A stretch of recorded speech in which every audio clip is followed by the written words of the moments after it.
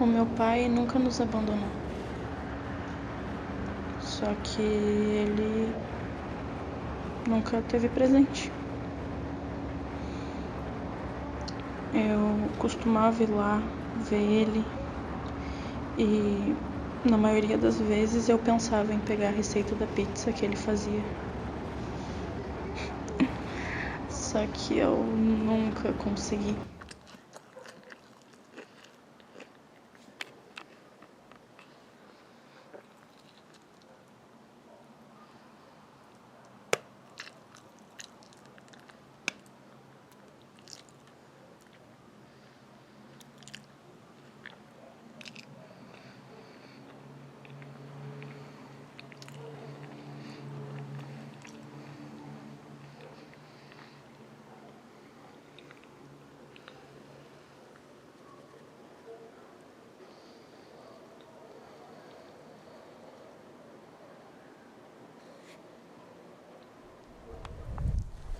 Ânsia de vômito, dor de cabeça, tremedeira. E os primeiros passos são os mais difíceis.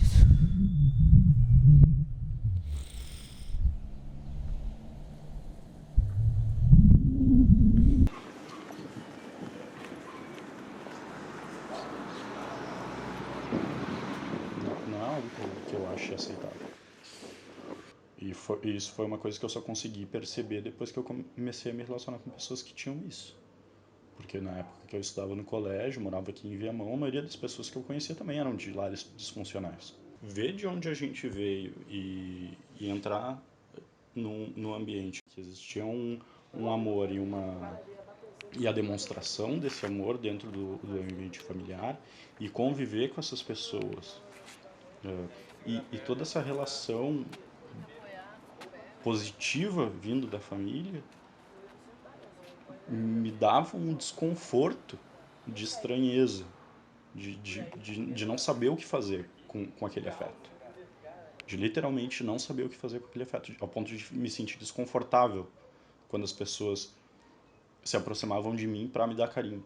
Foi muito impactante para mim, é uma coisa até hoje que me machuca, saber que a gente não teve a oportunidade de ter uma família minimamente amorosa, que a gente viveu a vida inteira em conflito, a vida inteira com brigas, com surras, com castigo,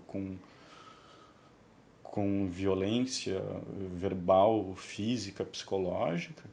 É muito difícil para mim lidar. O tempo inteiro eu olho para as pessoas e eu sinto inveja delas de conseguirem dizer eu te amo pro pai e pra mãe delas. Isso é uma coisa que para nós é luxo, mas para as outras pessoas é básico. E não ter o básico é muito doloroso, sabe? Quando ele bebia, nos lugares públicos, assim, ele sempre arrumava briga. Sempre. Às vezes vinha todo arrebentado para casa. Quando ele não vinha brigar comigo, né? Que era fatal. Ele chegar bêbado, drogado, ele me tirar da cama para começar a brigar. Eu fingia que estava dormindo para ver se ele desistia, mas não adiantava. Ele via que eu não dava muita atenção para a briga dele. Ele ia pegar as coisas para quebrar, coisa minha, assim, que sabia que daí eu ia tomar uma atitude, daí eu corria para tirar dele, para ele não quebrar. Tudo bem? O Leonardo. Oi, mano. Tudo bom? Como você tá diferente? Tá pensando em já te Então, eu não... Tenho certeza que deve ter. Sim. Essa sensação de rejeição, de ninguém me querer perto, foi uma coisa que se repetiu o tempo inteiro, minha vida toda. E de não conseguir enxergar a minha própria imagem no espelho, de como ela era. A primeira vez em muito tempo que eu olhei uma foto minha de criança, eu tive a mesma sensação que tu, que eu não sabia quem eu era ali. Que eu não conseguia nossa, eu não era essa criança. Eu não era essa criança. Não pode ser que eu fosse essa criança. porque eu não consigo lembrar de uma criança bonita e alegre. Eu consigo lembrar só de uma criança horrível, que todo mundo odeia, foi tudo o tempo inteiro para pelo menos ouvir um elogio ou um xingão. Mas faz tempo que eu deixei de tentar cumprir as expectativas deles. E se alguma expectativa hoje foi cumprida, não foi graças a eles.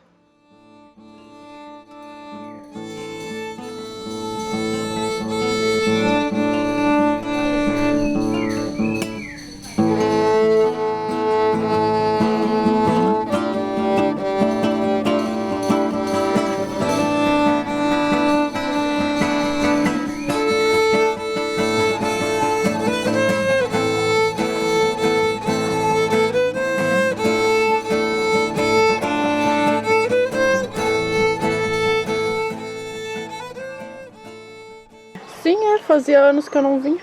Há 4 anos, meu Deus. Porque era muito difícil. É ainda, né? É complicado, mas você nunca vai deixar de ser minha filha, Lorena. Nunca! Porque a primeira coisa que me veio à mente foi a época que a gente catava latinha e que ele fazia questão da gente catar latinha de madrugada, porque ele tinha vergonha de catar lixo.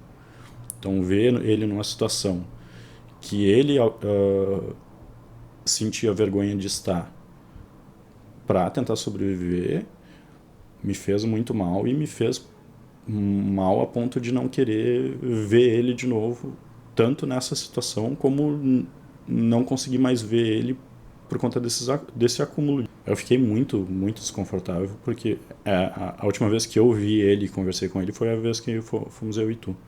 E me deu R$10 e como se fosse alguma compensação por alguma coisa.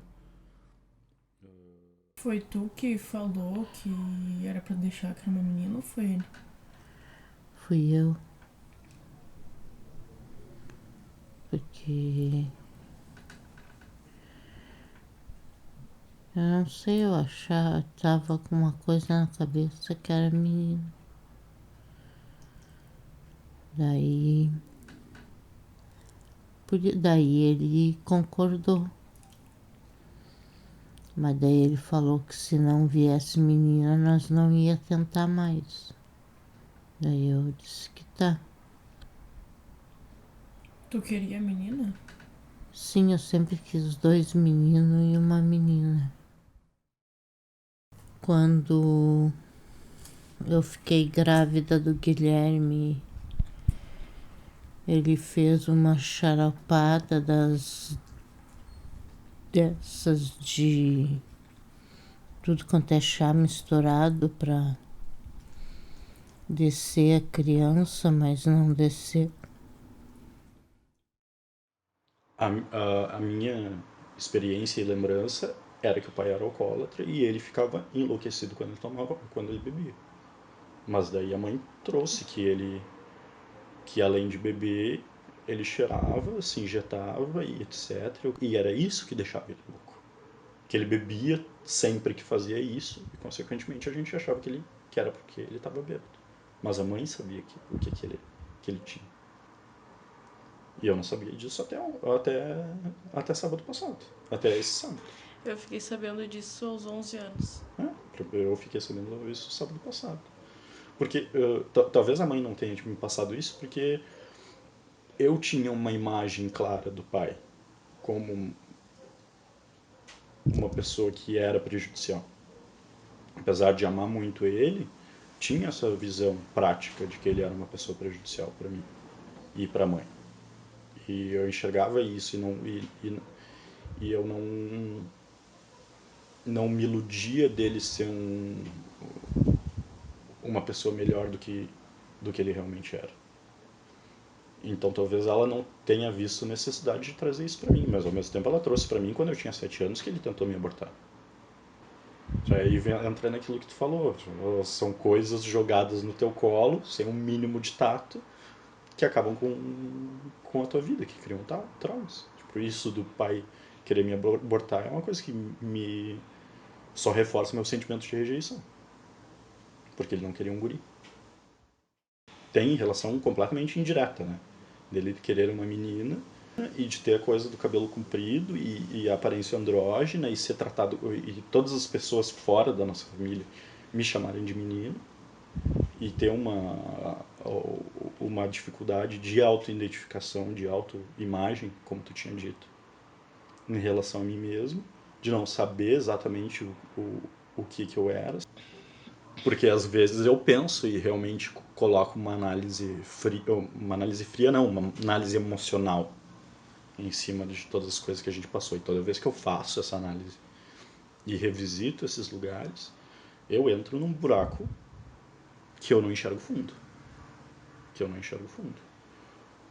Mas daí mantendo, digamos assim, colocando uma tábua em cima desse poço e brincando em cima dessa tábua e rindo, é um jeito de não cair lá dentro.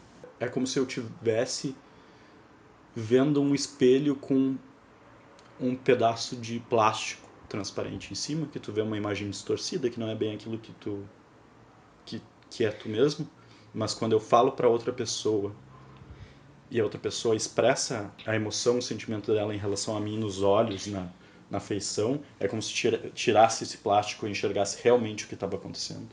E só nesses momentos que tu consegue entender a merda que tu passou. Porque enxergar a imagem nítida do que foi a nossa infância, a nossa adolescência e a nossa vida como um todo, em relação à nossa família, é muito doloroso. E não é algo que eu queira reviver toda semana. A falta desse amor torna os filhos disfuncionais. A gente não consegue reconhecer nas pessoas o carinho que elas querem nos dar. A gente enxerga tudo com desconfiança, tudo como algo que precisa de algo em troca, porque se nossos pais não conseguem nos dar amor, o que outra pessoa vai querer nos dar?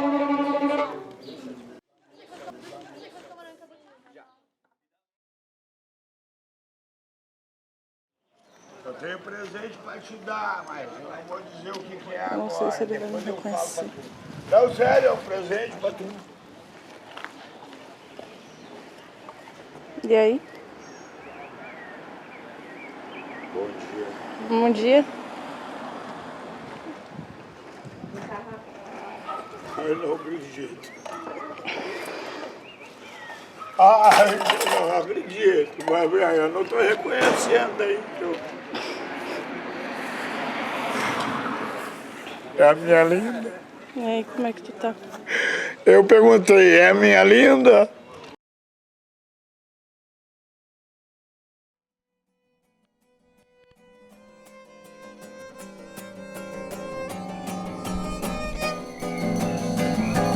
Foi veio de novo nesse mundo todo, bate e volta, vem de soco no ouvido, soco.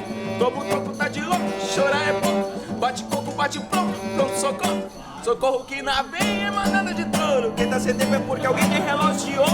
Tira sono, tira couro, não pode ir pro trono. E o sonho do meio-dia é tirar um sono.